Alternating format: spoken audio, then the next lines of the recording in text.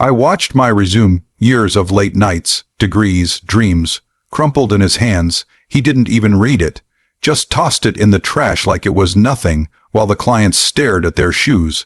I stood there, frozen, my heart screaming, why me? That moment broke something in me, but it also lit a fire. You ever feel like you're fighting a world that's already decided you're not enough? I'm not someone who cries easily. Growing up, my mom always said, hold your head high, even when they try to push it down.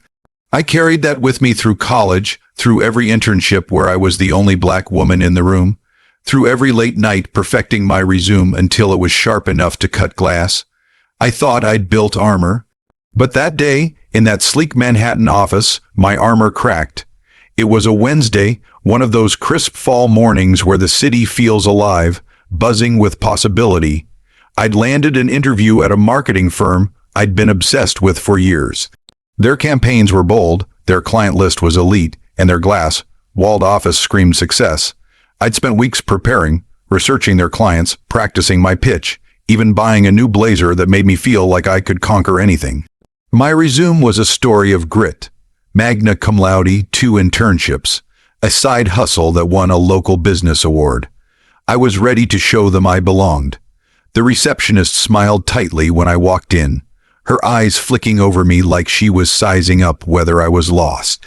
I brushed it off. I'd been through this before, the subtle glances, the quick assumptions. I sat in the lobby, clutching my portfolio, watching men in suits stride past like they owned the place. My interview was with the creative director, a guy named Mark, who'd been described as tough but fair. In the job posting, I wasn't nervous, not really. I was prepared. I was good.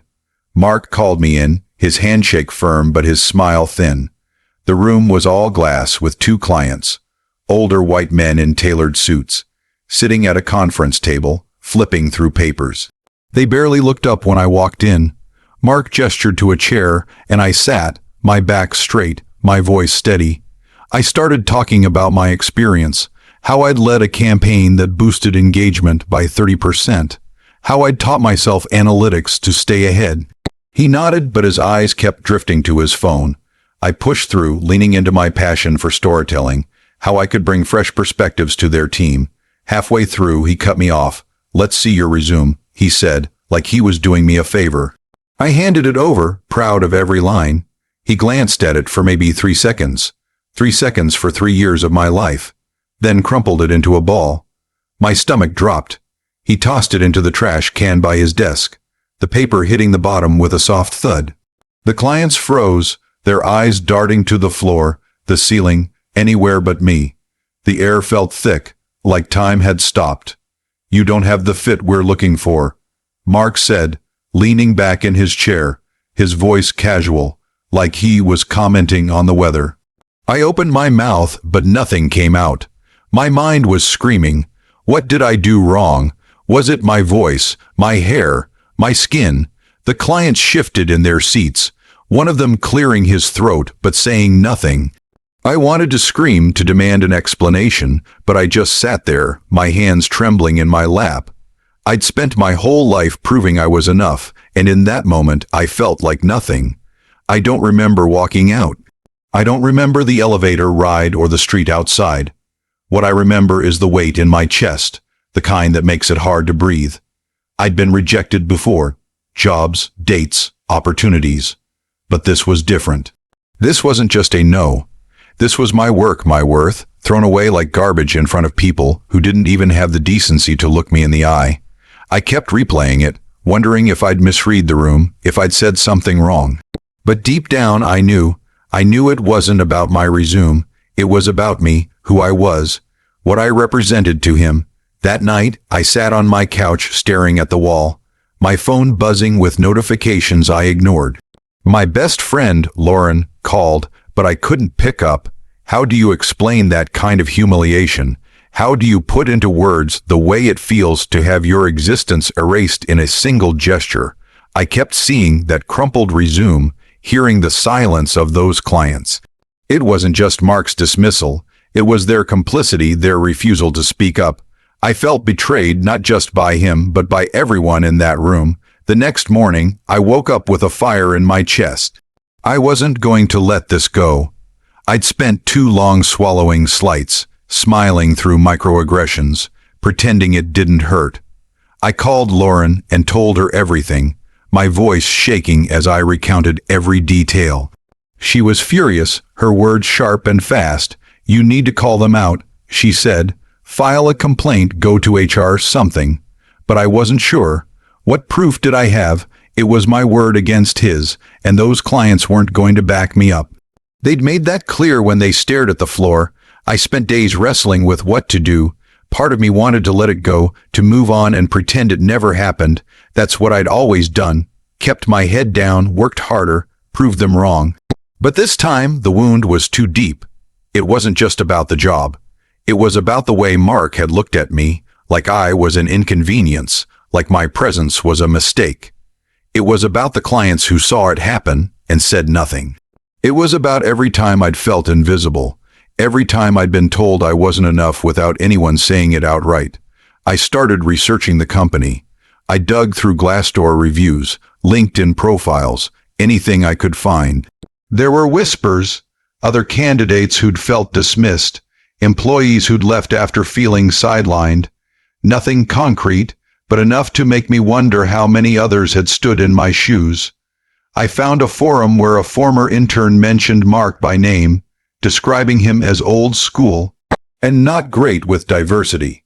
It wasn't proof, but it was enough to make me feel less alone. I decided to email HR. I spent hours drafting it, trying to strike the right tone, professional but firm, calm but unflinching. I described the interview, the resume, the client's silence. I didn't accuse Mark of racism outright. I knew better than to make it easy for them to dismiss me. But I laid out the facts, letting them speak for themselves. My hands shook as I hit send. I didn't know what I expected. An apology, an investigation, or just another rejection, another way to make me feel small. Days passed with no response. I kept checking my inbox, my heart sinking a little more each time it was empty. I started second, guessing myself, maybe I'd overreacted. Maybe I'd misread the situation. Maybe I wasn't good enough. The doubt crept in, heavy and suffocating, the way it always does when you're gaslit by silence.